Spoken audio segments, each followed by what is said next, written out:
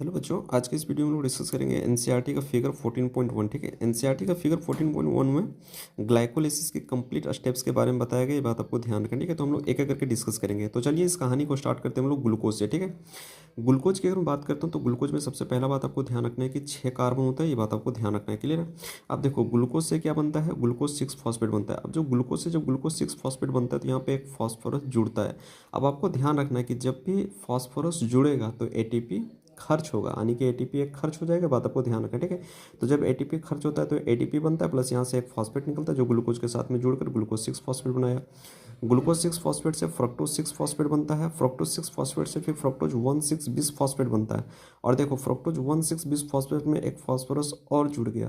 अब फॉस्फोरस जुड़ा है तो एटीपी खर्च होगा, और जब एटीपी खर्च होता है तो एटीपी को बनाता है, और यहाँ से एक फॉस्फोरस निकलता है जो फ्रक्टोज 6 फॉस्फेट के साथ में जुड़कर फ्रक्टोज 1,6 बिस फॉस्फेट को बनाता है।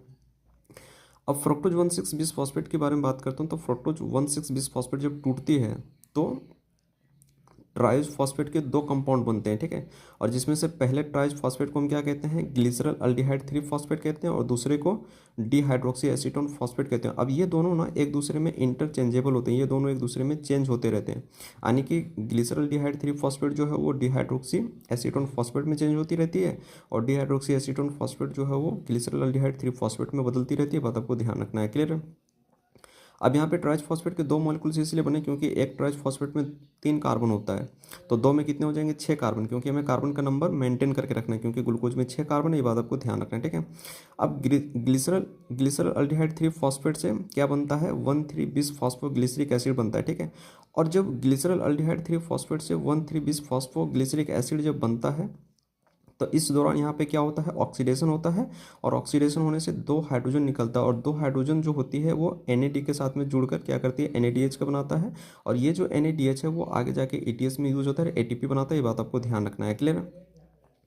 अब 1,3 बिस फॉस्फोग्लिसरिक एसिड के दो मॉलिक्यूल्स बनते हैं। बात आपको ध्यान रखना है, क्योंकि यहाँ पर भी दो मॉलिक्यूल है तो यहाँ पर भी दो मॉलिक्यूल बनते हैं। ठीक है, अब 1,3 बिस फॉस्फोग्लिसरिक एसिड से फिर क्या बनता है भाई, 3 फॉस्फोग्लिसरिक एसिड बनता है। अब जब देखो 1,3 बिस फॉस्फोग्लिसरिक एसिड से जब 3 फॉस्फोग्लिसरिक एसिड बनता है तो यहाँ पे एक फास्फोरस कम हो गया।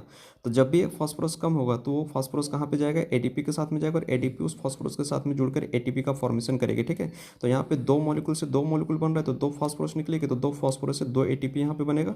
फिर 3 फॉस्फोग्लिसरिक एसिड से 2 फॉस्फोग्लिसरिक एसिड बनेगा, और 2 फॉस्फोग्लिसरिक एसिड से जब पानी बाहर निकलेगा तो फॉस्फोइनोल पायरुवेट बनेगा, और फॉस्फोइनोल पायरुवेट से फिर क्या बनेगा, फाइनली पायरुविक एसिड बनेगा, और पायरुविक एसिड के दो मॉलिक्यूल्स बनेंगे। बात आपको ध्यान रखना है। ठीक है, क्योंकि पायरुविक एसिड में 3 कार्बन होते हैं तो दो में 6 कार्बन हो जाएगा मेंटेन। ये बात आपको ध्यान रखना है। ठीक है, तो वीडियो